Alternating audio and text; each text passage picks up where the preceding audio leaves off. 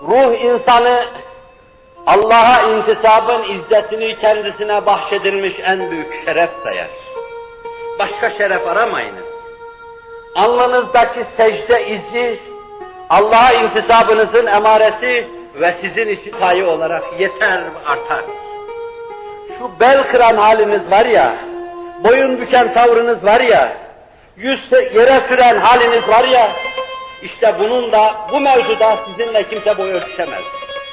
Siz öyle bir şerefe mazharsınız ki, bunun ötesinde isteyeceğiniz her şey bunun çok altında kalır. Allah sizi İslam'la aziz kılmıştır. Allah sizi imanla aziz kılmıştır. Allah aziz olabileceğiniz yolları ve hedefleri size göstermiştir. Ruh insanı Allah'ta bulduğuna, Allah'tan elde ettiğine kanaat eder.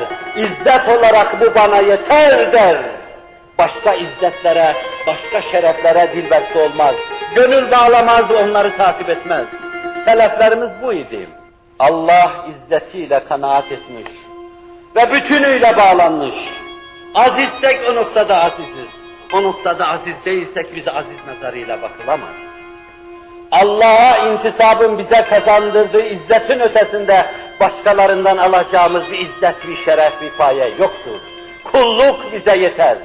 Bizim Peygamberimiz Allah Celle Celaluhu, Nebim, Resulüm demeden evvel kulluğuyla anlatmış, kulluğuyla ele almış ve eşhedü enne Muhammeden abduhu ve resuluhu. Şehadet ederim ki Hz. Muhammed evvela Allah'ın kuludur. Bu şeref ona yeter. Kulum, benim kulumu, kapı kulum, sadık bendem, sözünde duran, vade vefalım, benim vade vefalım, aşıkım, bendem. Kulluk payesi bize yeter. Koca Ömer radıyallahu teala anh, Mescid-i Aksa'nın anahtarlarını almaya gidiyor. Bir devesi bile yoktur Koca Ömer'in. Hizmetçisiyle beraber Beytülmal'den emanet bir deve alırlar Mescid-i Aksa'ya giderken. Bir o biner, bir de o biner. Aşağı inen halife de olsa devenin zimamından tutar. Üstüne binen de yeder onu. Ve böylece ta Ürdün nehrine kadar gelirler. Ecnat orada toplanmış, Halife-i Ruh-i Zemin, müminlerin emiri, Allah Resulü'nün veziri, Emirül Müminin, Ömer İbn-i Hattab'ı istikbal ediyorlar. İşlerinden dua ederler. Keşke Ürdün nehrine geldiğinde, devenin zimamından tutup, yedme köleye sıra gelse, Ömer devenin üstüne binse, tevafuk Allah yapacak ya, tam nehrin kenarına gelince, Ömer'in deveden inme sırası gelir, kölenin dinme sırası gelir. Ve koca halife paçalarını sıvar, devenin zimamından tutar, geçer öbür tarafa. Yalvarır, yakarırlar bir urba diye. Şöyle derler, böyle derler. Onlar kendi aralarında konuşa dursunlar. Papaz anahtarları eline alır, koşa koşa gelir. Kasem ediyorum ki, kitaplarımızda anahtarları alacak zatın vasıfları bu zatta vardır. Gelirken münavebeten deveye binecekler. Buraya geldiğinde bir tarafta oturacak, yamalarını orada yeniden elden geçirecek. Ve üzerinde şu kadar yama olacak. Bunu bir kere daha naklederken, estağfurullah demiştim. Onun şeref izleri, şeref emarelerdir. Yama değil Hazreti Ömer üzerinde şeref izleri, şeref emareleri. Bu tablonun bir yanı, bakın. Diğer yanı şudur. Onların bu mevzuda kendisine aman aziz görünelim tekliflerine karşı Büyük Ömer nedir? Nahnu kavmun a'azzanallahu bil İslam ve len nebtagiyel izze bi gayrihi. Biz bir cemaatiz ki Allah bizi Müslümanlıkla aziz kıldı. Gayri başka şeyle ben izzet aramam. Allah bana yeter. Aziz-ü cebbar olan Allah'ın kulu olman bana yeter. Sen nesin? Ben Allah'ın kuluyum. Ben Allah'ın kuluyum. Şeref ve paye adına kendimi tanıtmak için söyleyeceğim sözlerin en büyüğünü söylüyorum. Ben Allah'ın kuluyum. Elhamdülillah ben Allah'ın kuluyum. Ruh insanı. Ruh insanı Allah'a intisap etmekle, Allah'ın kulu olmakla çok ciddi bir şeref duymalı, ve bunun ötesinde başka şereflere bel bağlamamalı, eğilmemeli, rükû etmemeli, serfuru etmemeli. Günümüzün derbeder nesillerinin pek çoğu, Allah'a dilbeste olamadıklarından, bel bağlayamadıklarından, Allah'a intisabın izzetine doyamadıklarından dolayı tatmin edilememiş, doyamamışlardır.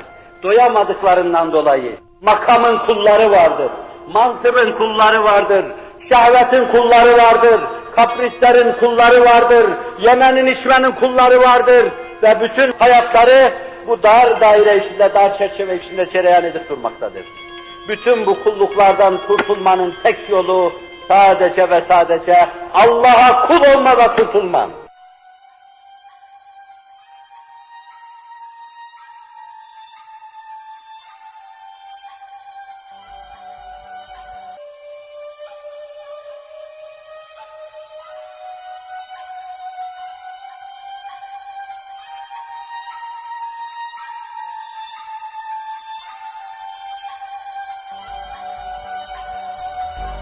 Var mısınız böyle yiğitçe? Varsa yüreğiniz gelin benim tekrar ettiğim şeyleri tekrar edin. Vallahi, billahi, tallahi eğer gıybet edersek, eğer oturup kalktığımız yerde hizmet mülahazasının dışında mülahazalara girersek, eğer bize alakadar etmeyen şeylerle meşgul olursak ve yine ordu bozanlık olursa, hizmet mülahazasının dışında, bu milleti devletler muvazenesindeki yerine getirme mevzuunda, mülahazaların ve düşüncelerin dışında değişik şeyleri konuşacaksanız şayet, 3 ay oruç tutmak bize vacip olsun. Var mısınız? Yüreğiniz varsa. Ellerimizi kaldıralım, yemin edelim. Bu millet devletler muvazenesinde yerini alacak.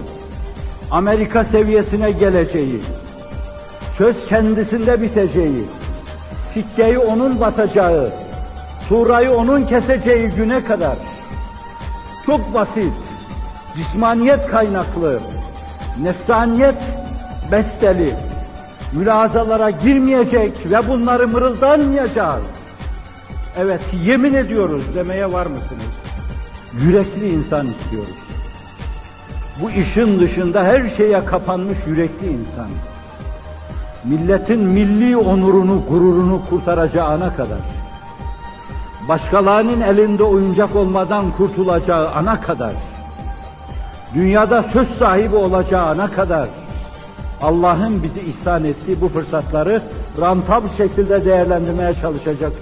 Bunun dışında da bütün başka şeylere karşı kapıları kapatacak ve Suzi gibi dedim, bana kapıyı aralamaz mısın?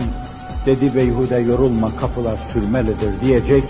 Kapıları arkadan sürmeleyecek, bizi alakadar etmeyen meselelere karşı ilelebet kapanacağız. Allah seyyiatımızı af buyurarak, hizmet-i imaniye ve Kur'aniye'de bizi rantabl olmaya muvaffak eylesin.